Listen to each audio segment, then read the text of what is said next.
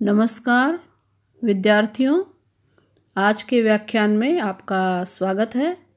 आज हम याज्ञवल्क्य स्मृति के प्रायश्चिताध्याय के अंतर्गत अध्यात्म प्रकरण का अध्ययन आरंभ करते हैं। आज का जो हमारा अध्यात्म प्रकरण है, इसमें क्या रूपरेखा है, किस विषय पर महर्षि याज्ञवल्क्य ने प्रकाश डाला है, थोड़ा सा जान लेते हैं। महर्षि याज्ञवल्क्य ने बताया है कि मनुष्य को सदैव श्रेष्ठ कर्मों को, अच्छे कर्मों को करना चाहिए और जो भी निंदित और हेय कर्म हैं उनसे दूर रहना चाहिए। अच्छे कर्मों को करने से क्या लाभ हैं और निंदित कार्यों को करने से किस प्रकार की हानियां हैं, इस विषय को समझाते हुए याज्ञवल्क्य कहते हैं, अंत्य पक्षी स्थावरताम मनोवाक् काय कर्मजयी दोषै प्रयाति जीवोयम भवम योनि शतेषु च। याज्ञवल्क्य कहते हैं, यह जीव सत्य, ज्ञान, आनंद रूप होते हुए भी मनोवाक काय कर्मजे, मन, वाणी और शरीर के किए गए कर्मों से उत्पन्न दोषों के कारण चांडाल आदि अन्य जातियों, काक आदि पक्षियों तथा वृक्षादि स्थावरों में सैकड़ों योनियों में जन्म ग्रहण करता है। यहाँ क्या समझाया है कि मनुष्य यदि श्रेष्ठ कर्म करता है तो उसे श्रेष्ठ योनियों में जन्म मिलता है, लेकिन यदि उसके द्वारा निकृष्ट कर्म किए जाते हैं तो उसका क्या फल मिलता है, उसे चांडाल आदि निकृष्ट योनियां या पशु पक्षी जैसी योनियों में अथवा वृक्ष आदि स्थावर योनियों में जन्म ग्रहण करना पड़ता है। तो शिक्षा यही है कि सदैव श्रेष्ठ कर्म करें ताकि अगले जन्म में उसे श्रेष्ठ योनि में जन्म मिले। 132वां श्लोक पढ़ते हैं, अनंताश्च यथा भावा शरीरेषु शरीरिणाम रूपाण्यापि तथैवैह सर्व योनिषु देहिनाम। जीवों के अपने शरीरों में जिस प्रकार अनंत भाव होते हैं, उसी प्रकार उन भावों के कार्यभूत जीवों के कुब्ज, वामन आदि रूप भी होते हैं। यानी जिस प्रकार मनुष्य के मन में अनंत भाव उत्पन्न होते रहते हैं, कई बार सात्विक भाव उत्पन्न होते हैं, कई बार निकृष्ट भाव, तो उन भावों के परिणाम स्वरूप ही मनुष्य को उस जन्म में रूप, आकार आदि प्राप्त होता है। यदि मृत्यु के समय निंदित भावों में वह व्यक्ति रहता है तो कुब्ज, वामन आदि ऐसे रूपों में भी उसे जन्म ग्रहण करना पड़ सकता है।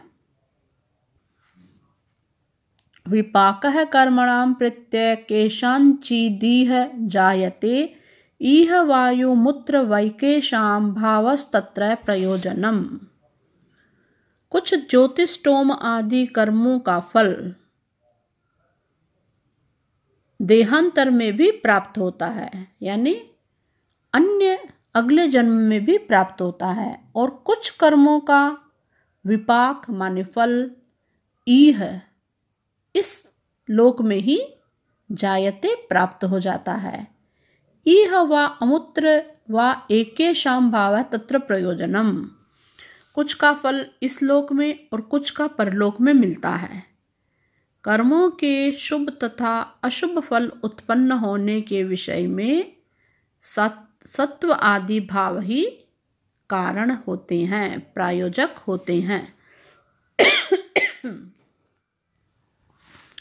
यहाँ बताया है कि कुछ यज्ञ याग आदि जो हैं, ज्योतिष्टोम आदि यज्ञ जो मनुष्य करता है, उन कर्मों का फल अगले जन्म में मिलता है।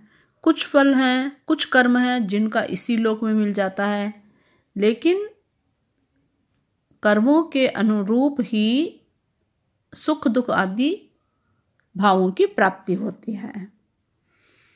परद्रव्याणि अभियांस्तथा निष्टानि चिन्तयन् वितथाभिनिवेशी च जायते अन्त्यासु योनिषु।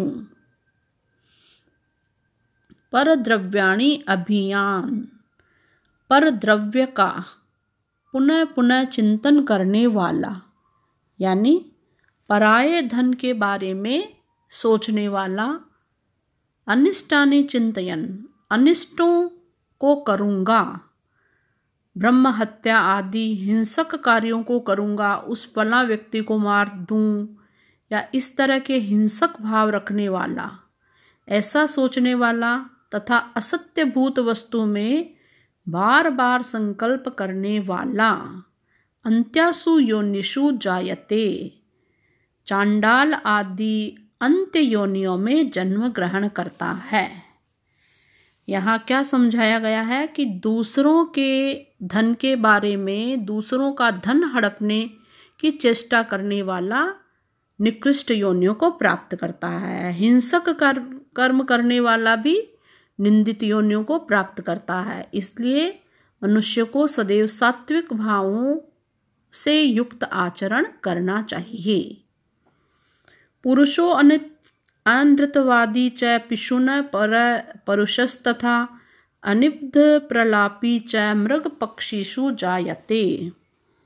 अनृतवादी च असत्य बोलने वाला, पिशुन है, पिशुन माने चुगलखोर, परुषस तथा और कठोर वचन बोलने वाला, अनिब्ध प्रलापी च और अशिष्ट बोलने वाला, मृग पक्षीषु जायते, मृग तथा पक्षी आदि योनियों में जायते उत्पन्न होता है।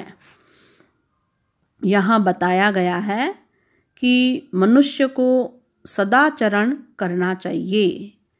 अशिष्ट आचरण करने वाला, असत्य माने झूठ बोलने वाला, चुगली निंदा रस करने वाला, दूसरों को कटु वचन बोलने वाला, ऐसा व्यक्ति पशु पक्षी जैसी योनियों में जन्म लेता है। तो श्रेष्ठ कर्मों को ही करना चाहिए ताकि सर्वश्रेष्ठ योनि मनुष्य योनि में उस मनुष्य को जन्म मिल सके।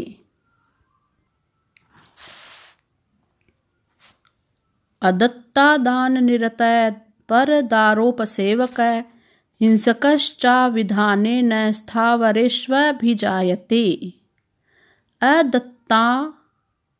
अदत्ता दान निरत है, न दी हुई वस्तु के हरण में निरत। पर दारोपसेवक है, पर स्त्री का सेवन करने वाला, बिना नियम के अर्थात यज्ञीय प्रयोजन के बिना ही हिंसा करने वाला, स्थावर वृक्ष लता आदि योनि में दोष की लघुता गुरुता के अनुसार योनियों में उत्पन्न होता है। यहाँ बताया है कि जो वस्तु किसी को नहीं दी है फिर भी उसको प्राप्त करने में जो रुचिशील रहता है, पराई स्त्री में जो रुचि रखता है और हिंसा करने वाला है, ऐसा व्यक्ति भी वृक्ष लता आदि इन योनियों में उत्पन्न होता है। आत्मज्ञ शौचवान दान्तस्तपस्वी विजितेन्द्रियः धर्म कृत वेद विद्या वित्त सात्विको देव योनिताम। आत्मज्ञ, शौच, पवित्र, उपशम युक्त यानी शांति युक्त, तपस्वी, इंद्रिय जयी, नित्य नैमित्तिक धर्माचरण करने वाला, वेद विद्या का ज्ञाता तथा सत्व गुण संपन्न व्यक्ति देव योनि को प्राप्त करता है। पूर्व के श्लोकों में विद्यार्थियों हमने जाना कि जो निकृष्ट कार्यों को करने वाला है उसको किस प्रकार हानि होती है।